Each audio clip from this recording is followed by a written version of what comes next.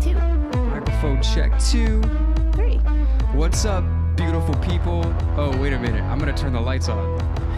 I'd give anything to not hear you whine and cry about my life. Yeah, now you have to look at us. Sucks for you. But we're back. Thanks for everyone for being here for another episode of Music Maniacs with Sight After Dark. We're Sight After Dark, your new favorite band. Yeah. And we're actually recording this episode at night. So this is a rare sighting of Sight After Dark after dark. After dark. So we're going for it this episode.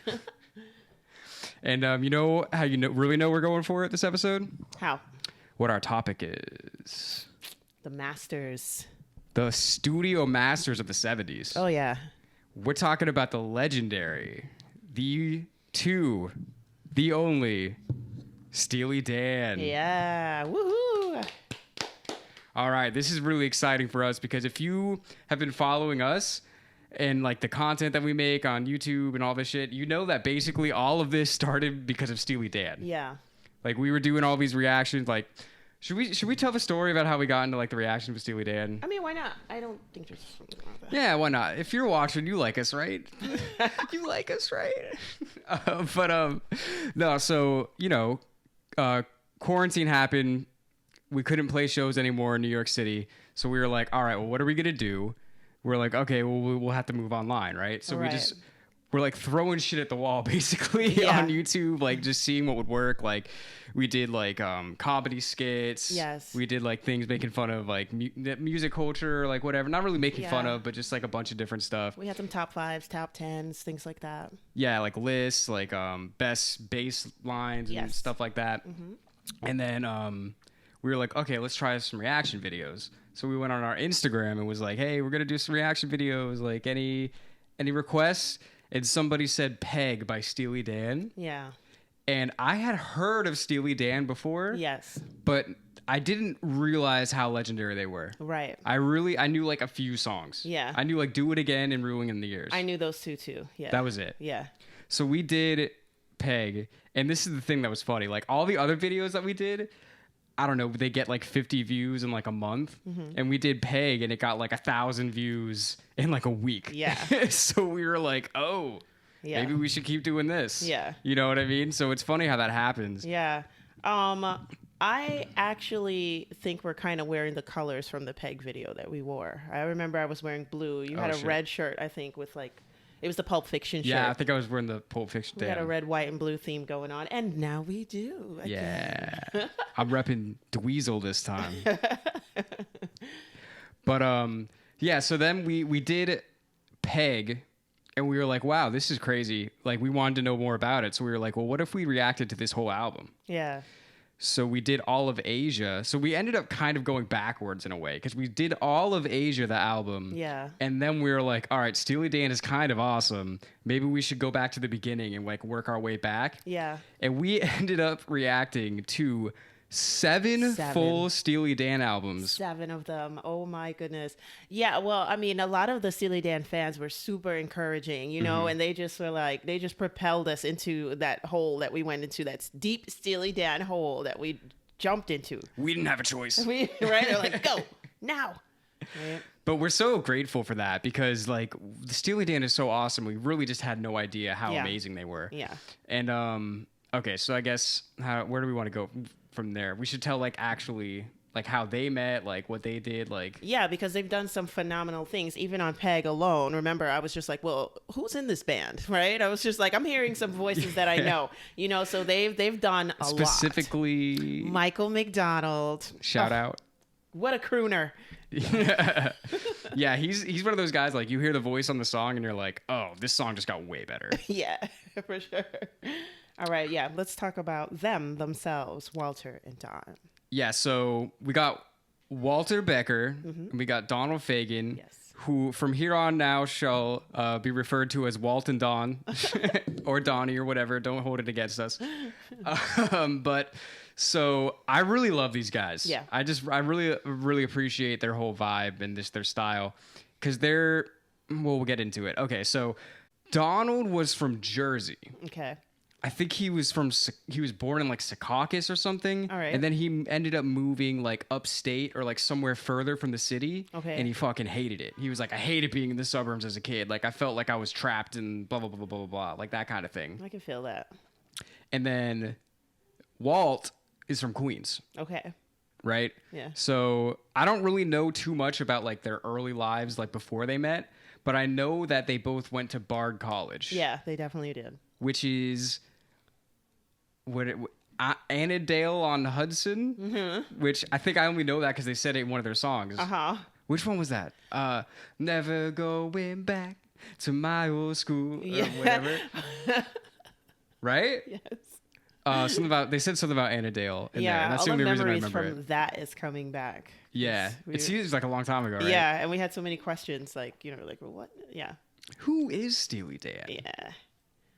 Yeah, so they meet are they up. a dildo? No. Remember when everyone was like, "Do you know what their name is from?" Do you know Yeah. yeah, I'm like, I looked it up. Yeah. But like everybody said it for like 9 months. Yeah. It's like, yeah, okay, we figured it out. But sorry, were you about to say something? No, I was continuing with they met up. So they're at Bard. Yeah. So I've heard like a few different stories actually of like how they met up. So I always heard is like Bard is like a relatively small school. Mm-hmm. So the way that I heard it was one time like Becker was like playing guitar just like at a cafe or something, mm-hmm. and Fagan was walking by and was just like, "Oh, who's this? I like his style." And then they just kind of like met and like became friends from there. Yeah. But then I was watching a documentary yesterday where it was actually them two talking about it. Yeah. And Walter said that, this is actually really funny what he said. He was like, yeah, like when I went to Bard, you know, it was a bunch of like long haired, like weed smoking people. And I thought there would be a lot of musicians there. And I was wrong. He was like, there was basically 4 bands for the entire school. And Fagan was in all of them. Wow. That's hilarious. That's what, I mean, that came straight from Walter's mouth. Rest in peace. So I got to go with that as like the official story. And I guess they just met up somehow. Like if there's only 4 bands and you're of course, you're going to meet. Yeah. And if you're all like good, then you're all going to go to like the pro level or something like that. You're always going to know, especially if you want to study something and you're in college, you're always going to meet like the people that are around there. Like nowadays, like I know like stunt people and casting agents, and that's because we danced together in college. You know what I mean? True. Like it's interesting. That but yeah, makes sense. so yeah, they come together with their bebop and R&B style. All right, they're really into it. Right, they're like, do. I want to sing some soul. Yeah, that sounds exactly like Fagan. No, but it was cool because their whole vibe is like, they're like kind of outsiders and they're just observing things. They're observers, right? Yeah. So it's like they said, like I saw like an interview with like one of their friends in college. They were like, they would literally just like stay in their room and just smoke weed all day and chain smoke cigarettes and just like work on music. Like they didn't really like go out and shit. Yeah. And they seem like those kinds of people. Yeah. You know? Really true. Yeah, I like that. I like that because I've heard a couple of guitarists say that. It's like, okay, well, I'm a rock star now, but like nobody wanted to F with me when I was that nerdy kid just in my basement, just by myself, all like lonely and stuff. I just love stories like that, you know, and you know, John and Paul were kind of like that, the Beatles, right? They used to sing in each other's faces. Like never heard of them. Right? So that's some good trust and like, you know, determination. It's like it's pretty cool thread.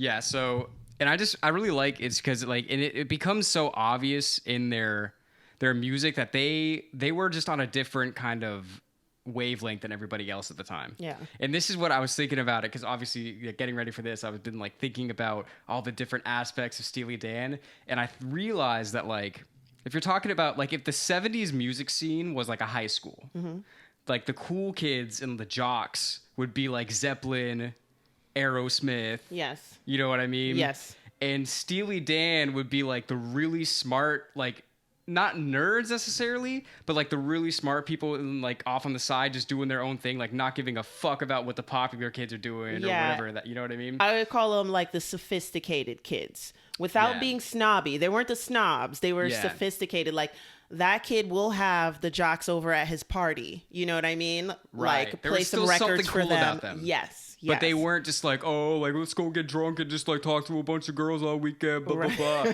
Like they were like reading things. Yeah. You know. Here, darling, would you like to read this article? Like they were talking like that in school. Might I have this dance? No. But yeah, it's just really cool because they're basically like the perfect like anti-heroes of the 70s. You know what I mean? Too. And I just think it's really cool because. But I also think that's a reason why we didn't really know about them before. Yeah. Because their style it's very intellectual. Yeah. And like... But we did, but we didn't.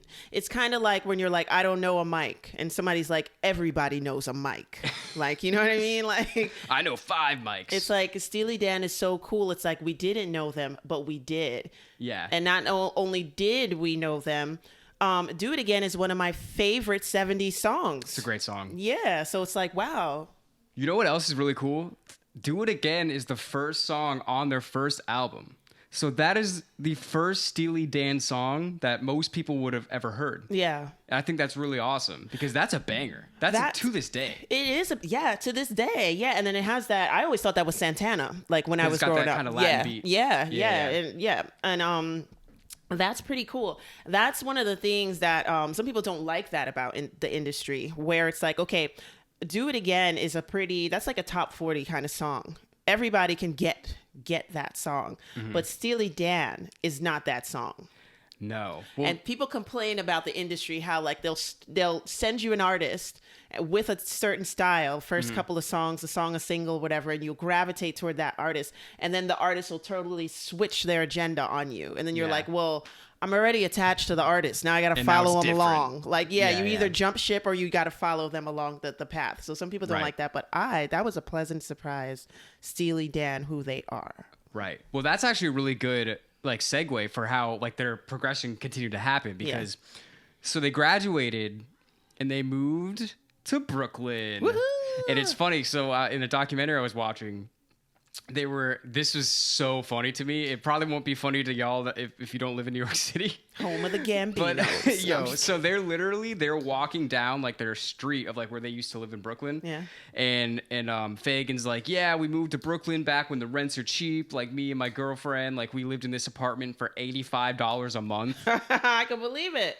But that's the thing. And then they said the address. What's they were the like, address? It was like 904 President Street. Oh my gosh. And I looked it up. Yes. It's in Crown Heights. No, Park Slope. Oh, basically. Yeah. Okay. Sorry. Yeah. But I'm saying, like, for y'all that don't know, Park Slope now is one of the most expensive fucking places to live in Brooklyn. Very expensive. In the 70s, it was a legit war zone. My friend's dad bought into a lot of real estate, and even she can buy a house now because her father was so smart in the 70s. Yeah. They have a club over there. They got a bike shop. They got 2 houses. Nice. It's insane. That's what's up. Yeah. But I just thought that was so funny. They're like, yeah, it used to be so cheap. And they said the address. And I'm like, oh, my God. Like, and I looked at the video. I was like, this house right now would be millions of dollars. Absolutely. Wherever it is. I don't know. Because my school was at 1346 President Street. So that's Crown Heights. That's like President Street and Brooklyn Avenue. And the houses on that row are huge. Yeah. Oh my God.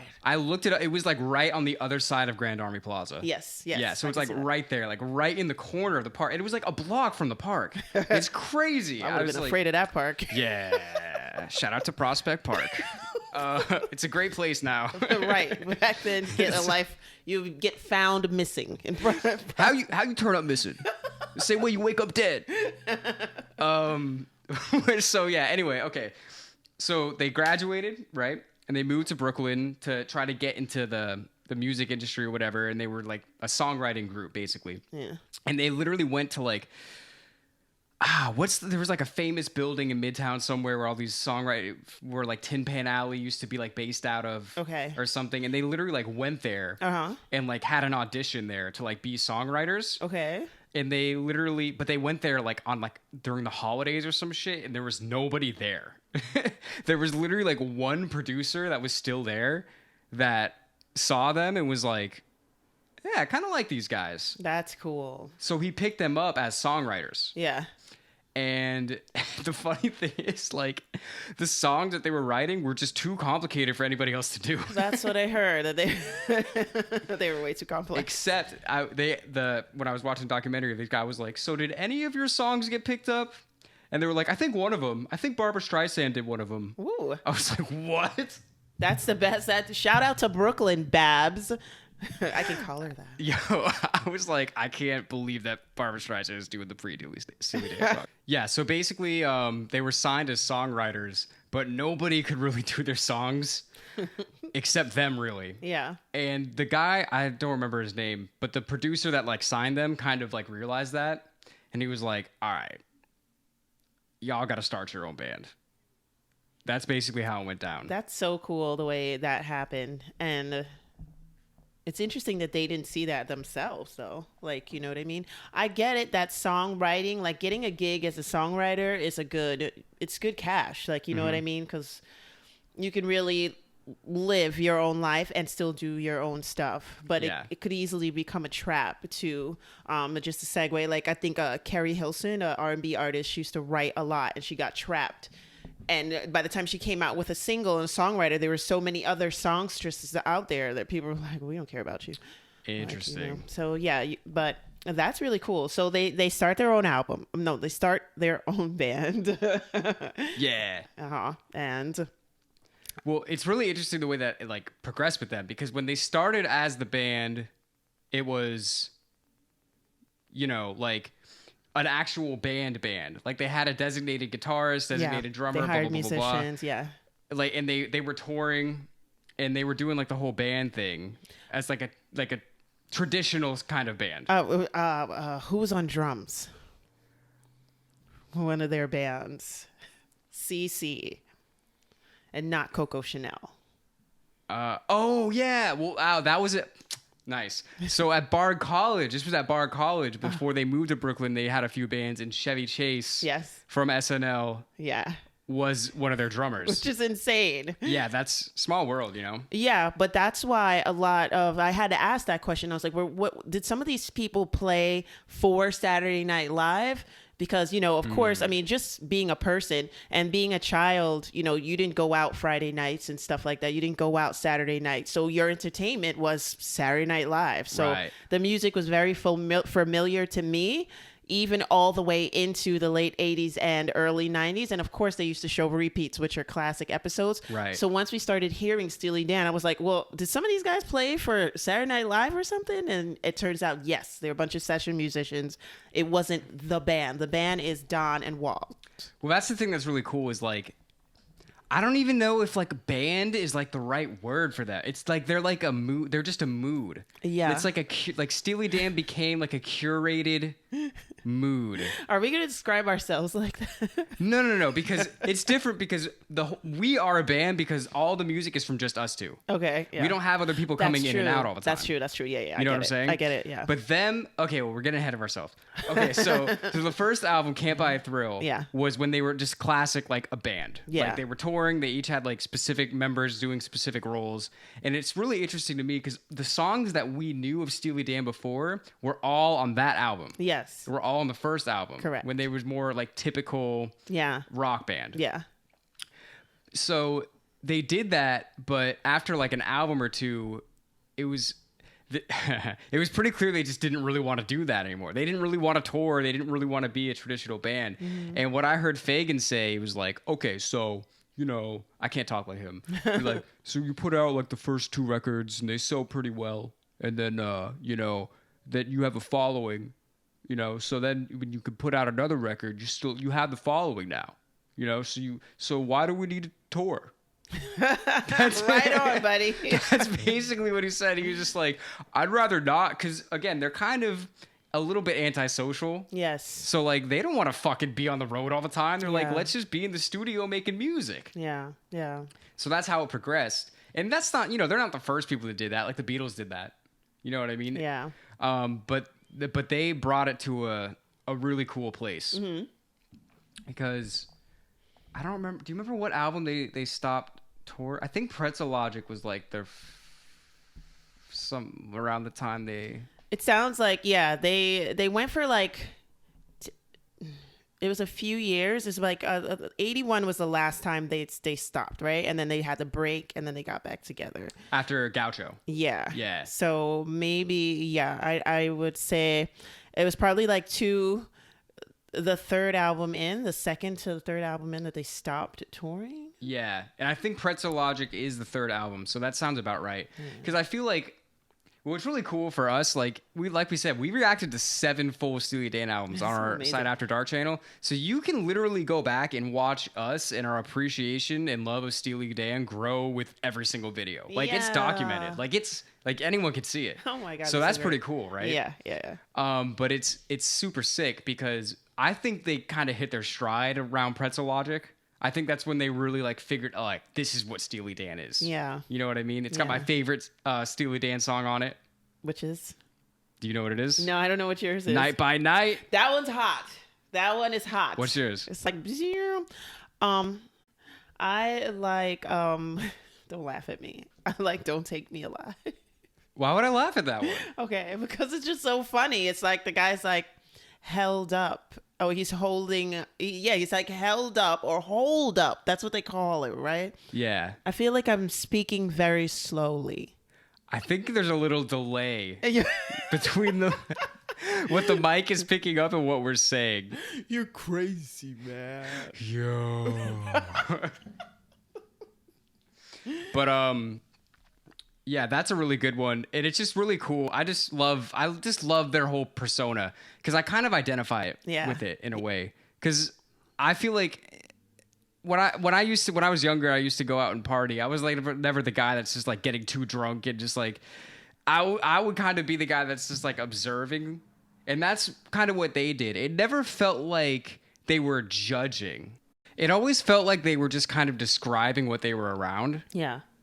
And I think that's really interesting too, because a lot of their songs, they're talking about, like hookers on the street and like, junkies. And it's like, they were kind of like, if the party was New York City, yeah, they were the people in the corner. Yeah. You know what I'm saying? Yeah. Writing the theme, right? Yeah. Mm-hmm. So I just thought I always thought it was really cool how they did that. And they just were so different from all those other bands that we mentioned because of that. Like they were all just like swinging, like macho. And that was just never their thing at all. Right. Yeah. They talked about certain issues. So they're like, Steely Dan is like if Zeppelin invited you to a party, right? And then you're just going to write about it. This is kind of a stretch maybe, but I thought about this too. Like if Led Zeppelin is Superman, then Steely Dan would be like Deadpool. Okay. Who are you gonna say? Okay. Who are you gonna say? Were you say Batman? Yeah, because they're smart. They are smart. And Batman's way smarter than Superman. Yeah. That's true. But I like the Deadpool analogy. Because Deadpool's funny. Yeah. They're funny. Yeah, they're from different universes, but they're funny. Yeah. That's true. I thought that's because I haven't thought about Deadpool in a while, and I saw part 1 and part 2, and they're hilarious. Shout out. So it's really cool how they just completely put all of their attention to the studio, and it's amazing how good the recordings sound. Like to this day, I mean, it's like everything is so clean. Everything is so crisp. Yeah. It's like they were just at the top level of audio production for the day. Mm-hmm. And that was back in the 70s. It's crazy because I think about it now. I mean, we recorded our entire first album on my phone. Yes. On my iPhone. Yeah. And it sounded, pretty good. And I'm listening to them and their shit sounds so good today. Yes. And it was recorded in the 70s when you only had like 16 tracks or whatever. Yeah. So yeah. I mean, that's a testament to their like diligence. Mm-hmm. You know what I mean? It's obvious. It's like sleepless nights and sleeping over in the studio and all of that stuff. And also being honest with each other, right? Mm-hmm. You know what I mean? Like, well, does this suck? You know what I mean? Or does it or doesn't it? Like, you know what I mean? Right. Like, so, and that, after a while, like if you want the same thing, you're on the same page. So then you probably like after a while both know, like you both concur, like, oh, this sucks. Like, oh, throw this out. let's keep this and that. I don't know exactly what the formula is, but I know the two of you have to be on the same page, like, you know, for it to just run itself, basically, you know, to have so many hitters as albums, like, you know, it has to be that. Well, that's what I'm saying. It's like, I feel like calling them, like, you could obviously call them a band, but I feel like what they are is not exactly a band. Yeah. Because it's more like they're curating a mood or a vibe. Yeah. Because they're just bringing it, like, they're writing the songs and they're like, okay, who can we bring in to really bring this to life? Okay. You know what I mean? Yeah. So, like, they're kind of like, they have the idea. Yeah. And they're just like, all right, Bernard Purdy, we need some drums. Come in. What's his name? Larry Carlton. Yeah. You could play this solo. Hey, come here. So they're just grabbing all the best parts and all the best pieces, and Donnie and Walt are the only consistent factors. Yeah. So it's really interesting because, like, most other bands are just not like that. Most other bands are like, you know, you got 4 or 5 people, and it's always those 4 or 5 people until one of them gets kicked out for doing too much drugs or something. You know, that's usually how it goes. Yes.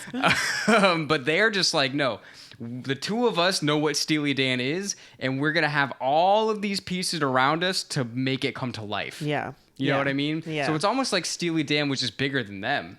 But they were the driving force. Like, there was no Steely Dan without them, but also it wasn't just them. Yeah. It's a really interesting thing that I don't really know anyone else exactly doing that exact thing, you know? No, not at all. I mean, there's some bands that had some, like, front people, and you would have thought, like, they would have never done a change up, a lineup change or anything like that. And they change it to somebody completely different. You're like, WTF, Yo. man.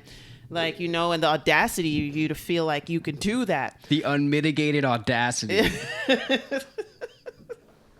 So it's like, I mean, I think Steely Dan probably understood that, like, you can't pull one out and say, like, oh, it's gonna work. Like, somebody literally has to die. Like, you know what I mean?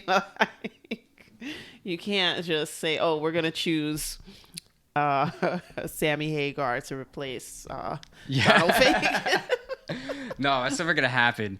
And it's so, the way they wrote their lyrics was so cool, because I feel like all of their songs are like riddles. Yeah. Like, it's so hard to really know. Like, I feel like they're the only people that really know what their song's about. Like, we did the reaction videos, like, everybody would comment and think on, like, what they think it is, or like, blah, blah, blah. But there's so many possible different interpretations. Yeah. And we found out really quickly when we were reacting to them that most of the time, whatever we think it is just not right. It's not like, it's like they're like Jeopardy in a band, right? The way they write their songs, right? They're like, I'm a this, I'm a that, I do blah, blah, blah. I'm just, you know, blanketing all their albums, right? I'm this, I'm what that. What is an I'm LSD here. maker? Yeah, I'm there. I do this and that. And then you have to guess, like, what it is. Like, it's, like, weird, right? They're super intellectual, those guys. Yeah. I guess really that's what made them stand out. And, like, I'm trying to think of a way to say this without sounding, like, mean. But so, like, we were saying that, like, the songs that we knew for sure of Steely Dan before we got into them were from the first album, where they were, like, more straightforward rock. Yeah. And I think a reason that they're not as well known as, you know, the Zeppelin and the Aerosmith is because you have to have a certain level of intelligence to really appreciate their music. Yeah. And the general masses might not have that. And it's true. Yeah. I mean, like, I don't know of a way to, like, try to sugarcoat that. Like, if you're dumb, you're not going to like Steely Dan. Yeah. And it's like, also too, it's like, if what you like about music is just sensationalism, like, I'm not saying that they're not hitting like our senses and stuff, then you're probably not going to like them. Like, if you just want to see, like, some long hair and bare chest and tight jeans, then that's not the band. It's not the band for you. Not at all. But yeah, I was thinking about, like, what you said about them being like the guys at the party who kind of, like, just stand and observe and stuff.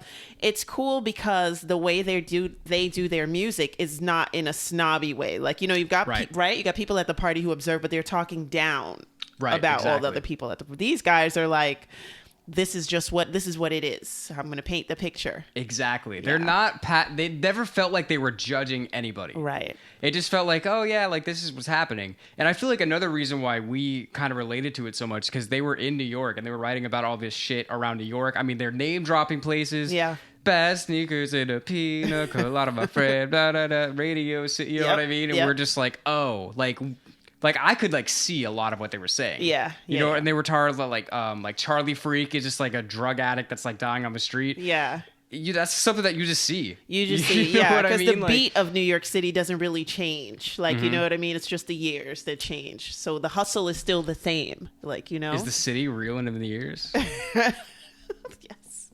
Yes, it is. Yeah. So that was another thing I feel like why we related to them is because it's, like I said, it's like if the party was New York City, right, that's how you would, and you were the outsiders observing, like these are the kinds of songs that you would write.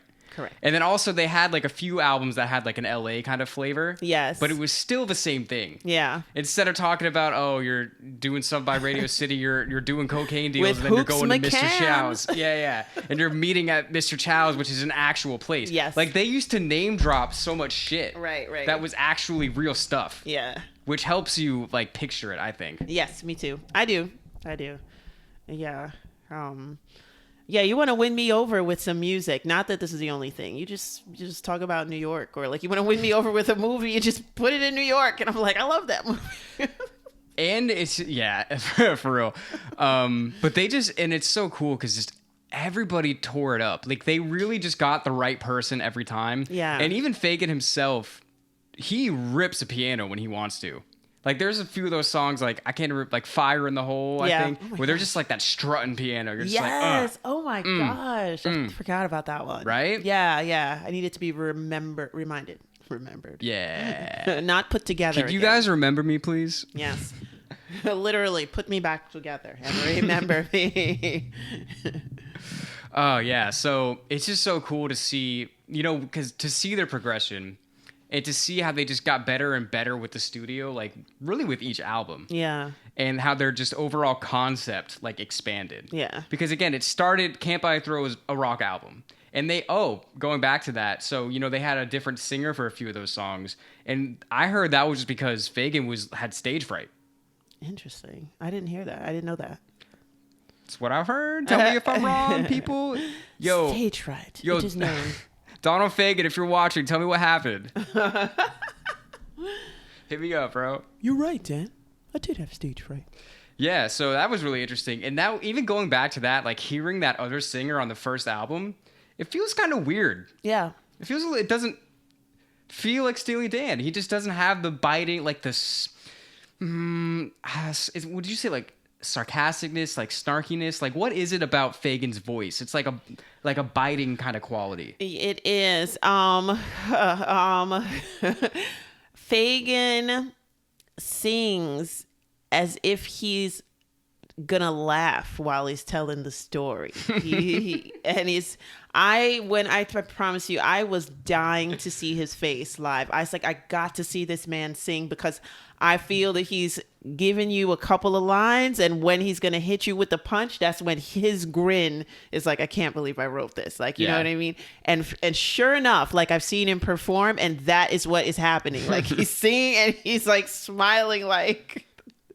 I know, guys. I know. Like that's basically what he's saying. Like you're chuckling in the audience, and he's like, "I know." Yeah, I know. It's funny. So I can't really find an adjective for him. Like I can't. Would you call it Fagan-esque? Yeah, let's just do it. That's all we got, people. I don't know. Oh yeah, it's just such a distinctive style that it's like you could play a Steely Dan song that we've never heard. As soon as his voice hits the track, we would know it's Steely Dan. Probably even before, based on the instrumental. And it's the way he pulls and pushes his vowels. I remember seeing that in one video, too. It's like you, right? It's not just you. It's like it comes from before the Y and then after the U. He pulls it like all the way from the back of his throat, like all the way to the front. Yeah. It's not like his voice isn't just in one place. Like, you know what I mean? Exactly. Like, and the only other kids, I swear, I don't care if you're 90. I'm going to call you a kid if you are sing this kind of music. If you sing this kind of music, the only type of other music that I've seen that in is punk. where all the kids, they go, Interesting. I want you, like they do like that all the time, like in pop punk now, not like like punk, a Blink 180, like Yes, Tom them- from Blink 182. Yeah, and everybody Yeah. who came after them, because let's face it, like, you know what I'm saying? Everybody Right. kind of either does them or Billy Joe. Like, That's in a really way. interesting. I never but thought it's the about same- that. Yeah, it's the same, and that's the only time I can hear it in a genre where it's like, okay, well, this is somewhat similar. But yeah, he's definitely the king of it in Yeah. rock itself. Well, I that think. reminded me of something that I said. I don't even remember. We did so many Steely Dan videos. It's crazy. Like, if you haven't seen any of our Steely Dan reactions, go check them out on our Side After Dark YouTube channel. Also, listen to our music, Side After Dark, wherever you stream music. But I realized that, like, the way that he phrases his vocals, also, they never fall exactly where you think they're going to fall on the beat. Yes, And I realized that's kind of Sinatra-esque in a way. interesting. Because Sinatra, it'll, like, I never realized this until I started trying to sing with Sinatra records, that every time I'm like, I naturally want to start singing, he'll be a little before or a little after. That's true. Yeah, And Fagan is the same thing. interesting. And I have to imagine that Fagan was probably a Sinatra fan. Yeah, I mean, who why not? wasn't? Why not? Don't even. What? He's from Jersey. You're from Jersey and New York. Don't even say you're from there if you don't like Frank Sinatra. I'll say that. Like, don't Yeah, you might as even. well be from Arizona. Like, I've got a Frank Sinatra song playing in my head right now, All just the from time. when mentioning his name. Like, just from when you said that. So, yeah, definitely that with the vowels and the consonant and the way he stops. Because remember, we used to watch the lyric videos. Yeah. And we couldn't follow along to save our lives, remember? Yeah, that's so true. Yeah, so they definitely, it's like their cadence is like what they choose it to be, not what standard songwriting chooses it to be. Right. And let me ask you something else. Out of all the 7 Steely Dan albums that we listened to so far, which, by the way, I'm sure we'll do Two Against Nature at some point. It just Yeah. hasn't come up yet. So Why not? I don't know why it hasn't come up yet, Let's do it in honestly. 2022 at some point. It'll happen. Yeah. It'll definitely happen. But out of all of the albums and all the Steely Dan songs that we've heard, how many of their songs would you say you know for sure what it's about? No, come on. We didn't even know what a Katie lied was. We thought it was a girl who just lied. Yeah, that's what I'm saying. It's so crazy that, like, they can have, like, their lyrics, like, they paint such a vibe, but they're still so mysterious in a way. Yeah. That they're full of, like, I feel like they're full of inside jokes to themselves. Yeah. You know what I mean? Like, I feel like they were writing these songs, like, trying to crack each other up. Yeah. So you, as a listener, you know that it's really interesting, but you don't necessarily know what it's really about. Yeah, because I'm thinking about Daddy Don't Live in that New York City. That's why I'm like laughing as you're talking. Cause There's a few that you know. Yeah, but that one is hilarious because that's what you're talking about. They wrote it to make each other crack up because you're just seeing some bum dude, you know what I'm saying, who's jerked a lot of people, you know, and he's Yeah. like, I gotta get out of here, you know, so he's all seedy. Like, you see the character, Yeah. and it's just like, get out of town, man. So Mm-hmm. it's very funny, just like they think it is.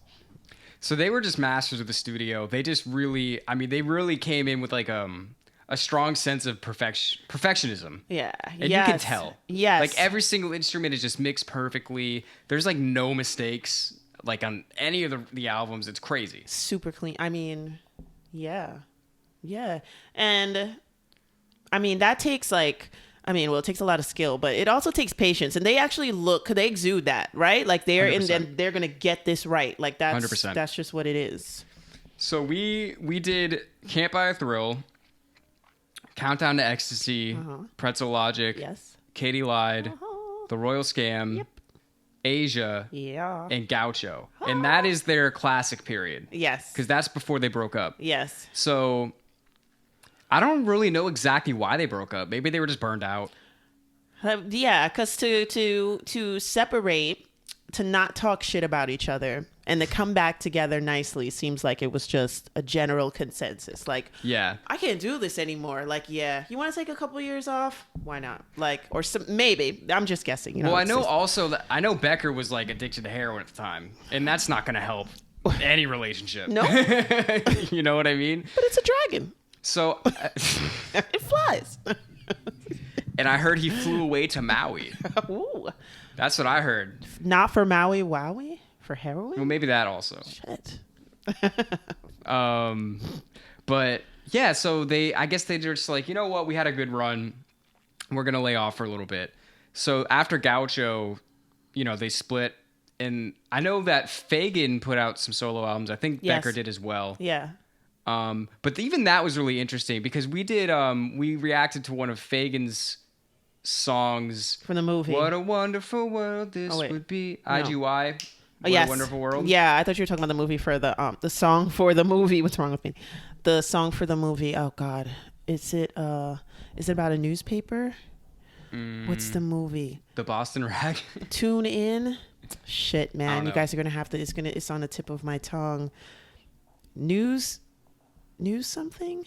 We did a song though by them, and they did the soundtrack. I Got the News? No, soundtrack for a movie. Man, it's like it's about to fall out. FM? FM. Thank you. Yeah, no static at all. Yes. Okay. But so it was really interesting when we did that because we did the Fagan song, and it's when you're two people, but only one of you is singing. It's kind of hard to sometimes figure out what part of the song is by who. Yeah. But when we did the Fagan song, you could tell there was a little bit of grit that was missing from like the Steely Dan songs. Yeah. And it makes you realize like, oh, that little piece that's missing or whatever, that's all Becker. Yeah. You know what I mean? So that's really interesting to see as well. Yeah. And it's not like it's bad. It's just that it's just different and needs to come back together. That's like reminds me of like Annie Lennox and the Eurythmics, right? So when they weren't the Eurythmics anymore, like her sound changed to more kind of ballady, and everything she did was beautiful. Right. But it wasn't right. It wasn't the Eurythmics. Like that was like and it was clear what was missing. Like, you know, when she did that. Right. But. So they were I think it was almost like 10 years or something they were apart because I know that Gaucho was like 80, like 1980. It was like 81 to 90, what is it, 93 that they were not together. Something like that. Yeah. And then so then they got back together, and then this is what's really cool is that then they decided to tour, and they've got like an all-star band together to pit all these parts that before that were never performed live. Yeah. Because even back when before they were broken up, it's like they were only in the studio. So no fans had a chance to really go see them live and to see these songs. Yeah. So then all of a sudden, it's like, 15 years later. And I remember them saying something like they were surprised of the people, like that so many people still wanted to see it. Yeah. And it was like, yeah, because they never got a chance to see it before. Exactly, like ever, Yeah. So I thought that was really crazy. Yeah. Because it's like, it really says something about the music that you can be gone completely off the scene for at least a decade. Yeah. And then you get back and it's like, everybody's like, oh, thank God. Yeah. Yeah. Especially if it's quality and especially if you added to music and music history. Yeah. Like, you know what I mean? Like you could, like they got plenty one-hit wonders that go away and everybody's anticipating their comeback and they can't live up to it because it's like, well, you were just a trend really. Like you weren't, you were part of the moment or whatever. And they definitely were not that. And I feel like it was like stages in their life. So they're younger. They're just like, I don't really feel like going out and about. But then I figure they want to tour because they're older men now. Maybe have families, maybe not, but they're just secure enough in themselves. And they're just like, I got to get out of here. Like, yeah. They're like, I got to get out of the house somehow. But yeah, no. So I just thought that was so cool that they would come back later and everybody was still so hyped to see them. Oh yeah, right. And I mean, they're still touring, but obviously, I mean, Becker's not there. Yeah. Shout out to Becker. Yeah.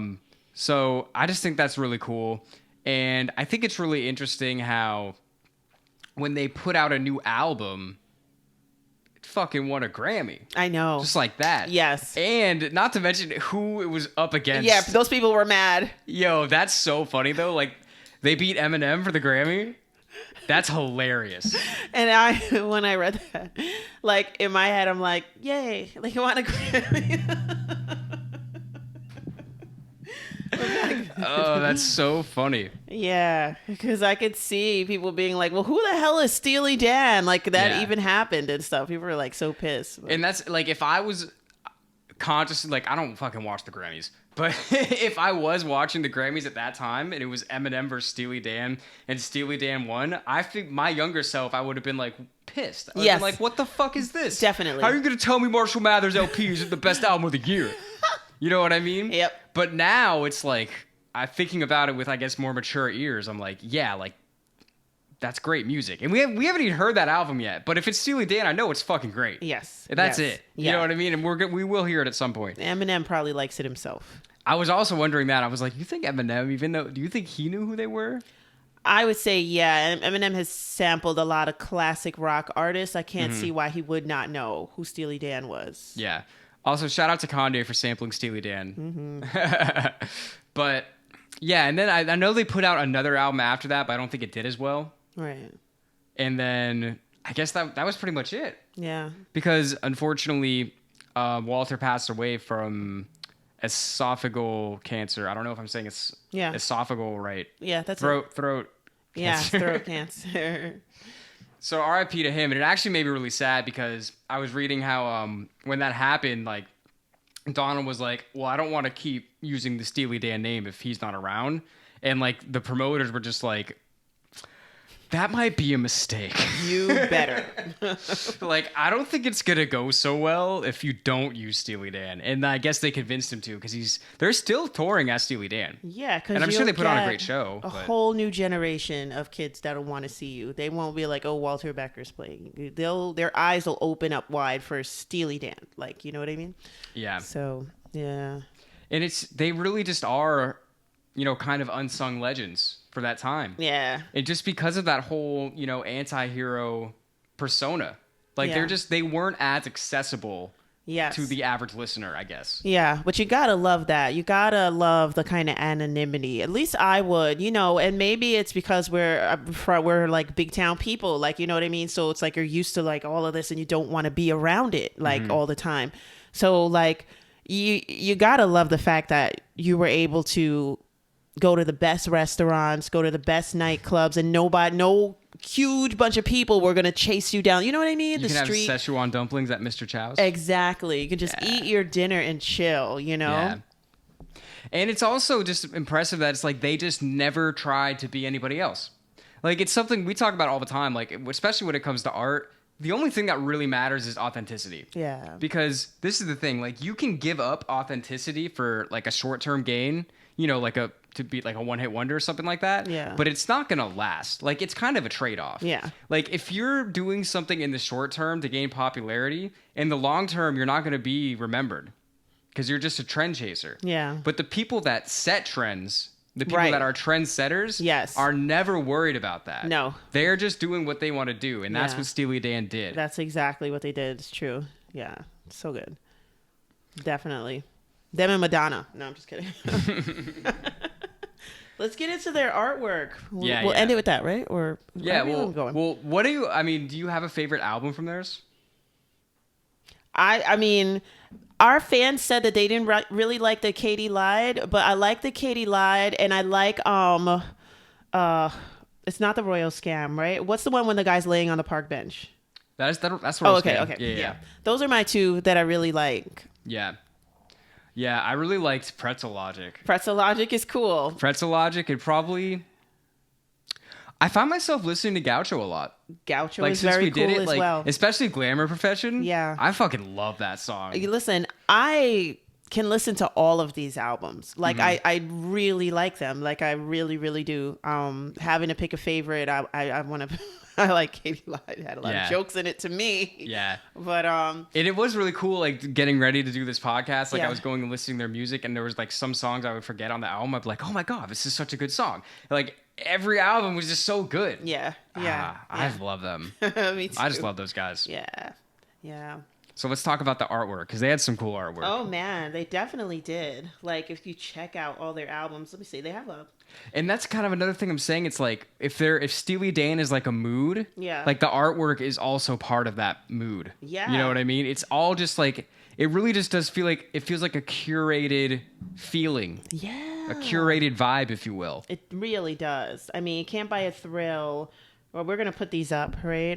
But people are going to hear us too. So Can't Buy a Thrill is the 72 album, and it's got like somebody's lips with a swizzle stick. You got a bare-chested man. You got a naked lady in a fetal position. You got hookers on the street looking the other way. You got a banana peel up at the top. My goodness.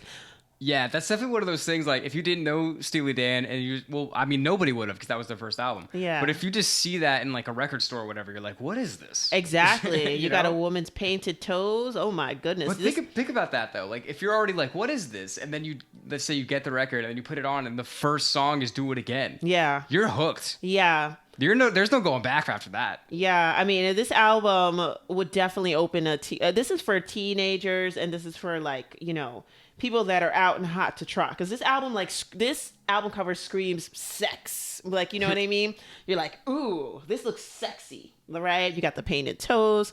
So you get home and you put on the first one, and you're just like, ooh, I gotta call a date, right? Because that's a mood-setting song, right? That's funny. They call Date Over. All right. So then, what's the next one? I'm gonna see the years here. The next one we've got Katie. Well, I'm just gonna do Katie lied. It's a mantis. It's a mantis. So I mean, Katie lied is a mantis. We did not know that while we were listening. We relied on our people to let us know. You got Pretzel Logic, where the guy's standing outside the pretzel stand. That's some New York shit. Clearly, right outside of Central Park. Yes, 59th Street. What did you call it? The Royal Scam was the craziest one, right?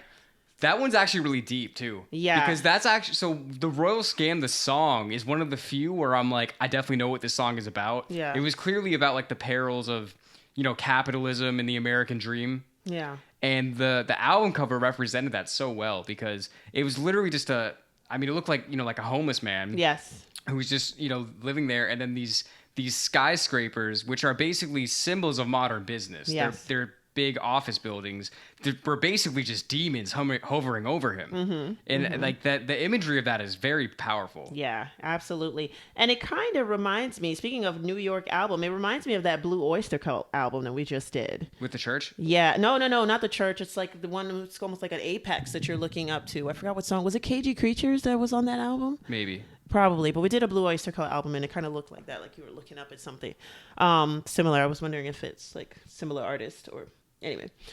Oh, yeah, we're still doing the artwork. Like I was all into it. But all the other ones, Gaucho and Asia, I never really understood what Asia was really. I never really like looked at it. But it was like a person. Mysterious. Yeah, it was like the side profile of a person, and I was just like, well, was this their outfit, or you just caught it like, was it an Adidas outfit, and you just caught the side of it? They wearing tracksuits? And then Gaucho was cool because it was like that stamp, or it was I think it was like a painting, right? Yeah. Who's that Gaucho amigo? And then I feel like those are the only ones we should do though, because we haven't listened to the other two albums. Yeah, absolutely. No, I'm not going to do the other artwork. I'm sorry, I just got caught up in a picture of the vinyl, and I'm like wondering slightly. I'm like, should I buy the vinyl? Ooh, Gaucho vinyl? Somebody asked us that if we collect vinyl. I answered yes, and what did they say? Did they say something? I don't know. I didn't see. It was either, well, it wasn't in the Instagram. It was in our YouTube. And it's like, guys, do you collect vinyl? And I was like, yes. Yeah, like, why not? You got something to give? Like, yo, honestly, I might buy a Gaucho vinyl just to listen to Glamour Profession. I feel you on that. I might buy a record player just to start listening to vinyl. Hey. Yeah, so I don't know. Like, it's just like, obviously we love Steely Dan. I don't even know how to like sum them up. I mean, they just clearly made their own lane and just stuck with it. Yeah. Like things didn't go, like the way that you would typically expect things to do. It's like, oh yeah, like we were this artist and then we were discovered and then we got big, like blah, blah, blah. Like, no, like they were literally signed to a label. Nobody could do their songs. They were too complicated.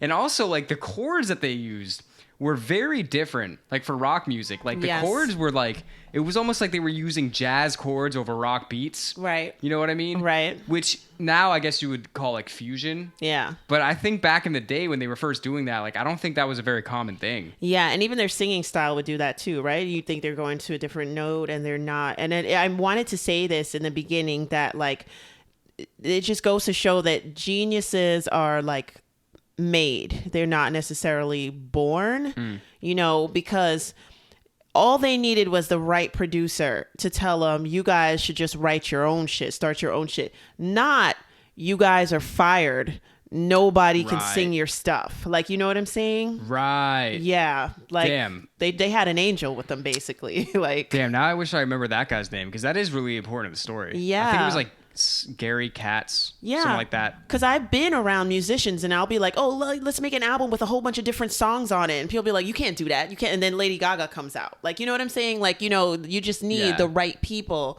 around you at the right time. Vision. Yes. Because people could shut you down and you could think like, oh man, then I'm not good or what. Imagine if that happened to them. Like, you know what I mean? Well, I guess that's really, you know what? I think that's really what it is. Like, what it all comes down to is that Walter and Donald just always had the same vision. Yeah. Of the music that they wanted to do, the music that they liked. Like, ever since they met at Bard College, I mean, that's clearly, it must have been the thing that, you know, always, you know, united them. Yeah. You know, I mean, like I said, they literally met because they were like the only musicians around. And it's like, just because you're the only musicians around doesn't necessarily mean you're going to vibe with each other. Right. That's true. You know, but they clearly did. And they're just like, we got something here. And they just never gave up.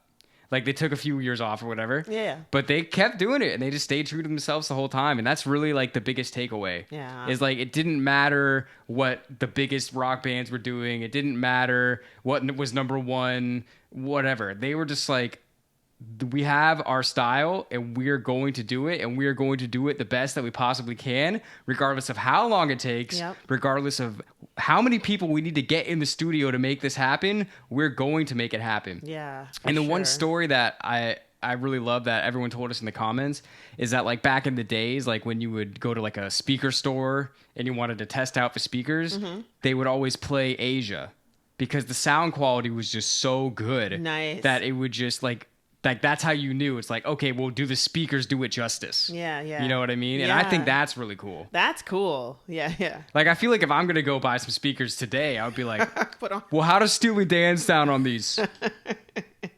That's right. Can you hear all the piano chords in Home at Last? If not, I don't want it. That's hilarious. Yeah, I don't know. So, I don't know. I feel like I had more to say before we started the podcast. It's just like, I just love them. Like, yeah, me too. Me too. And like, I mean, they're so great. And they're Jimmy Page's favorite band.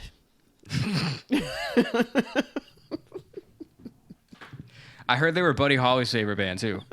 Me too. And the Big Bopper. Sorry, R.I.P. Is there any last thoughts on the Dan that you want to express? No, oh man. Oh yeah.